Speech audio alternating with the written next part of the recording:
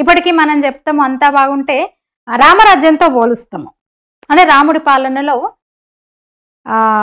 త్రేతాయుగంలో రాముడు అంత బాగా పాలించాడు. పాలన అంటే అట్లా ఉండాలి, రాజ్యం అంటే అట్లా ఉండాలి, రాజు అంటే అట్లా ఉండాలి, రోజులు అంటే అట్లా ఉండాలని మనం చెప్పుకుంటాం. ఇప్పటికీ యుగాలు మారినా,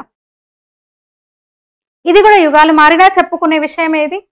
ఎందుకంటే పాలకుడు అంటే ఇట్లా ఉండొద్దు, రాజ్యం అంటే ఇట్లా ఉండొద్దు, రాజ్యంలో పాలన అంటే ఇట్లా ఉండొద్దు, నియంతృత్వం అంటే ఇది, ప్రజల స్వేచ్ఛను పూర్తిగా అణిచివేసిన రోజులవి, రాజ్యాంగ స్ఫూర్తిని తుంగలో దొక్కిన రోజులవి. అసలు ప్రజాస్వామ్యం అంటే గౌరవం లేదు, రాజ్యాంగం అంటే గౌరవం లేదు.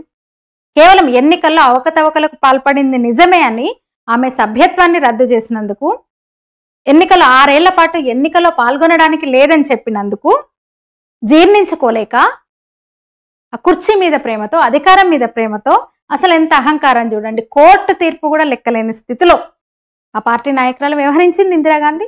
ఆమెను ఇప్పటికీ ఇండియా అంటే ఇందిరా, ఇందిరా అంటే ఇండియా, ఐరన్ లేడీ, ఇంకేదో లేడీ, అంత చేసింది ఇంత చేసిందని ఇంకా మోసే భజన బ్యాచ్, వంది మాగధ బ్యాచ్ ఇంకా ఉన్నారు.